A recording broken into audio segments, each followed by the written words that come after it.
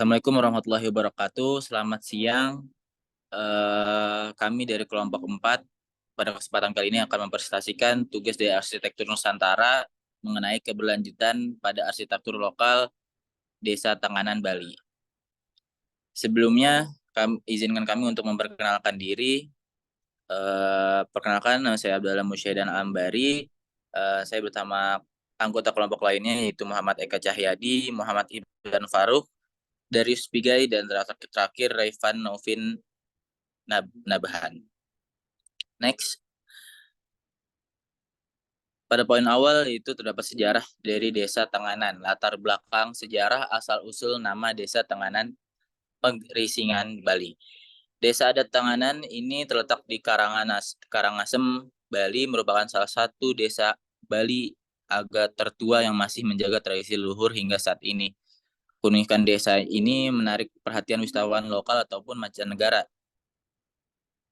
Desa Tenganan Pengrisingan mendapatkan nama dari peristiwa pada zaman kerajaan dahulu yang dipimpin oleh Raja Mayadenawa, seorang raja yang sangat sakti dan juga sombong. Atas kesombongannya, Dewa Indra turun ke bumi dan mengalahkan Mayadenawa karena raja ini melarang rakyatnya untuk beribadah. Untuk itu Dewa Indra turun dan mengalahkannya. Untuk merayakan kemenangan tersebut, warga Penegas mengadakan upacara Aswa Madayadina dengan mengorbankan kuda putih bernama Onceswara. Namun saat ingin dikorbankan, kuda tersebut menghilang dan dicari oleh dua kelompok dari desa tersebut. Ternyata ditemui kuda tersebut sudah dengan kondisi mati. Namun Dewa mengatakan, jangan bersedih wahai rakyatku, di mana bangkai-bangkai dari kuda tersebut menjadi titik-titik letak-letak batas-batas dari desa-desa yang akan aku berikan kepada kalian.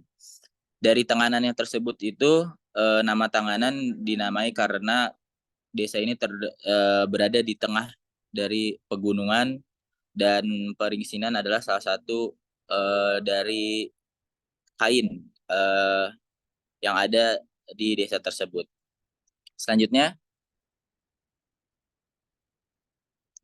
itu asal mula dan keunikan dari desa tersebut. Sejarahnya dipercaya didirikan oleh Rai Markandaya sekitar 1000 tahun silam. Desa ini memiliki sistem sosial yang unik dikenal sebagai Trimanggala. Sistem ini terdiri dari Dadia, Jerogede, dan juga Sudra. Keunikan ini, desa ini terkenal dengan tradisi perang pandan menggunakan daun pandan yang diadakan setiap tahunnya atau bahkan setiap bulan ada 3 kali atau sampai 4 kali. Dan sistem kalender ini merupakan sasih ulihan yang berbeda dengan kalender Hindu Bali. Kehidupan masyarakatnya, mayoritas penduduknya beragama Hindu dan memeluk kepercayaan animisme. Mata pencariannya bertani, berternak, kerajinan tangan seperti tenun geringsing, dan ukiran kayu. Selanjutnya kehidupan adatnya, aturan adat tradisi luhur dipegang teguh. Contohnya larangan menggunakan kendaraan bermotor di dalam desa, aturan berpakaian adat yang ketat, dan juga regenerasi dari penduduknya di mana diwajibkan antara rakyatnya untuk menikah dengan masyarakat yang ada di desa tersebut. Selanjutnya yaitu akan dijelaskan oleh teman saya. Untuk selanjutnya itu kita akan membahas Desa Tenganan Bali dari segi arsitektur desainnya. Jadi untuk Desa Tenganan Bali ini kita akan bahas dari komposisi desanya terlebih dahulu. Jadi untuk pemukiman penduduk Tenganan ini menganut konsepsi arah utara dan selatan yang didasari pada peletakan gunung di sebelah utara dan laut di sebelah selatan. Lalu pola pemukiman penduduk ini membujur memanjang dari arah utara dan selatan dan membentuk 3 banjar pemukiman seperti yang terlihat di gambar yang tertera. Di gambar yang merah itu dilabeli dengan Banjar Kauh, lalu yang kuning itu Banjar Tengah, dan yang biru itu Banjar Pande.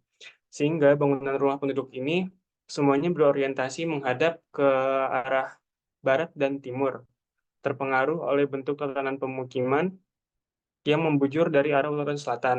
Nah, bentuk rumah ini disesuaikan pola juga dengan konsepsi utara dan selatan gunung laut. Lalu peletakan sanggah atau area sembahyang pada rumah tinggal penduduk ini terbentuk juga membujur ke arah utara dan selatan juga dengan dua buah altar atau sanggah pada mata bangunan.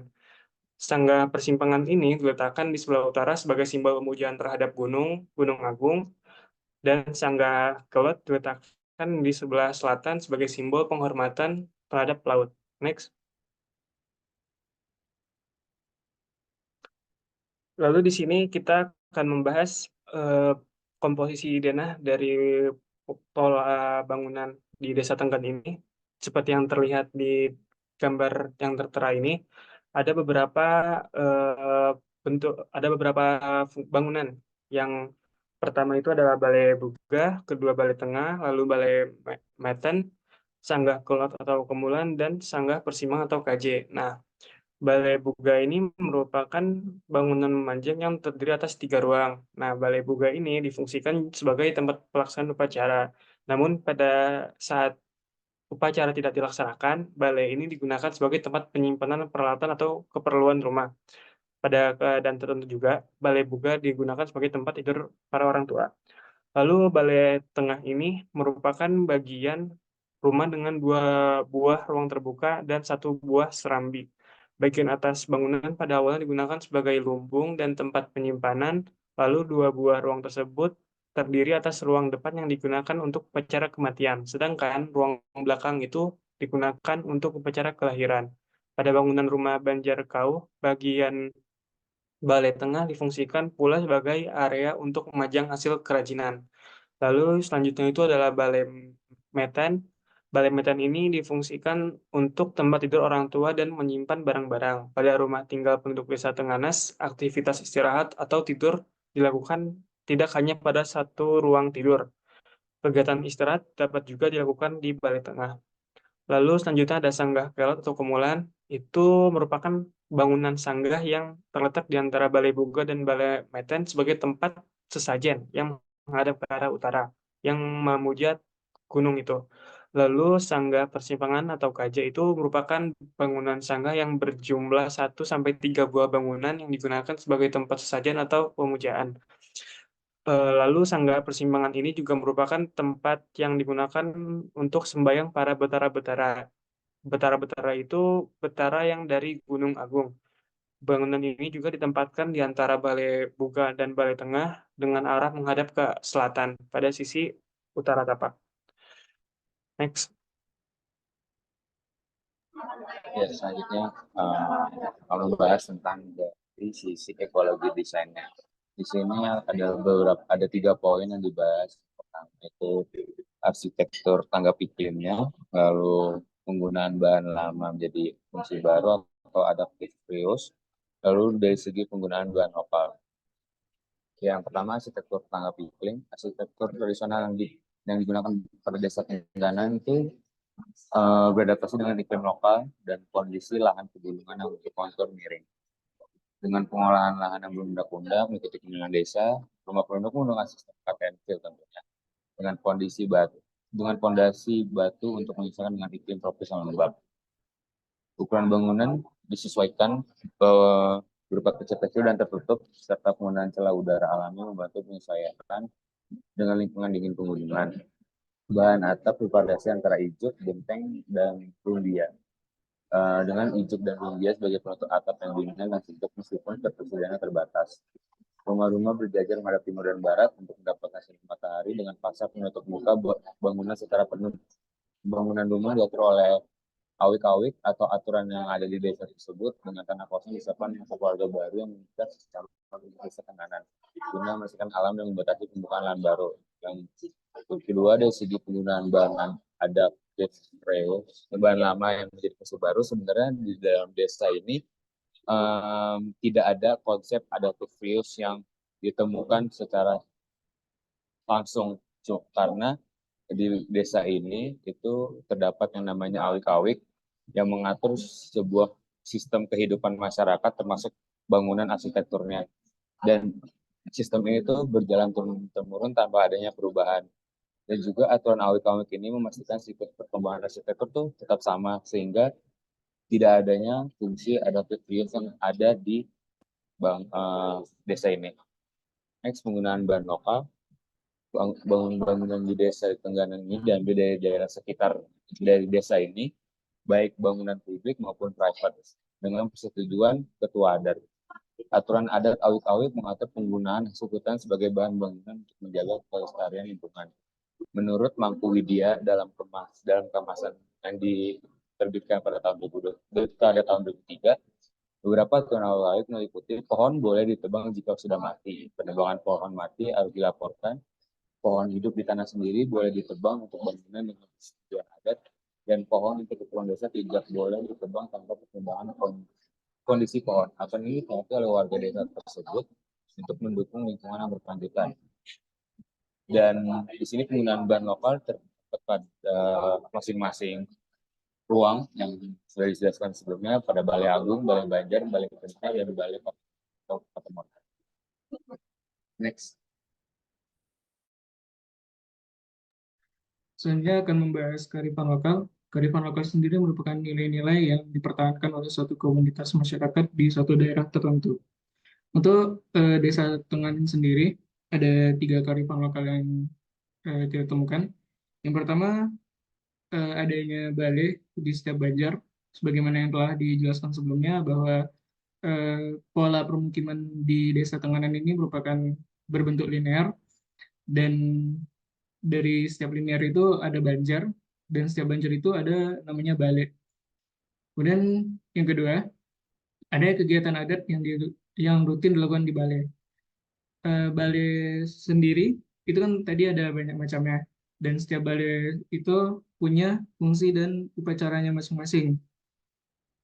Contohnya seperti Balai Buga, di mana itu merupakan tempat upacara. Balai Tengah itu dia memiliki 2 serambi, yang di belakang itu untuk upacara kelahiran dan yang di depan untuk upacara kematian.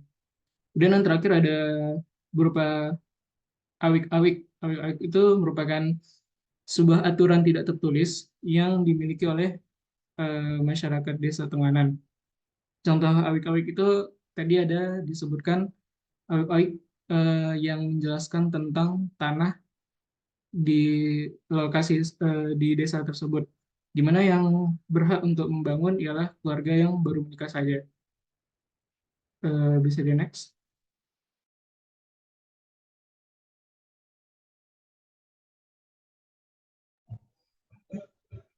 Selanjutnya ada strategi keberlanjutan objek. Arsitektur mendukung pembangunan berkelanjutan yang melibatkan 3 aspek. 3 aspek utama: lingkungan, sosial, dan ekonomi. Ekonomi. Buka kurun Manasinghe 1993 dan dijadikan 2005, membahkan 2 aspek penting, politik serta pertahanan dan keadaan faktor lingkungan sangat penting daerah.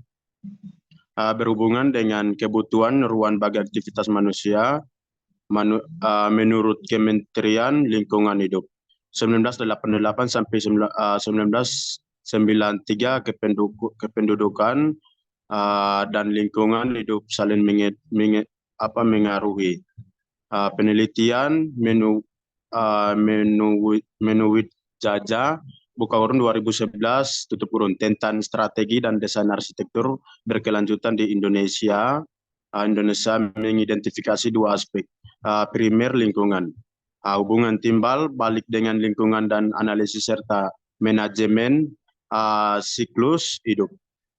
Yang mencakup pemilihan lokasi, iklim mikro, perancangan tapak penelitian dampak lingkungan, kenyamanan internal, bahkan bangunan, efisiensi air, energi, dan manajemen limbah.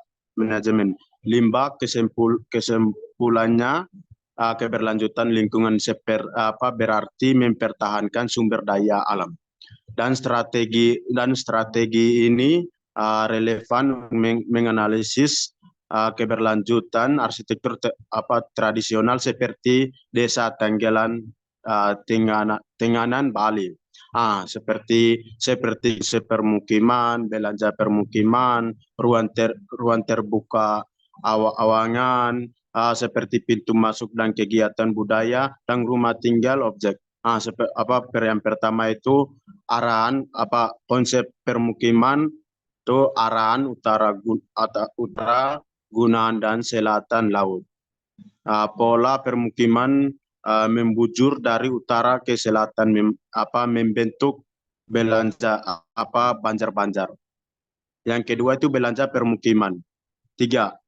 Banjar-banjar, Kau Banjar Tengah, penduduk asli Banjar Pandai pendatang. Yang ketiga itu ruang terbuka. Ruang terbuka itu seperti terletak di tengah Banjar, digunakan untuk sirkulasi dan ruang bersama. Didirikan bangunan desa balai di atas awangan dengan 4 balai utama di Banjar Kau. Yang keempat itu pintu masuk dan kegiatan budaya. Pintu masuk disebut jalan awan menghadap ke awangan belanja. Kegiatan sembahyang di Sanga Kalat dan Sanga Persimpangan.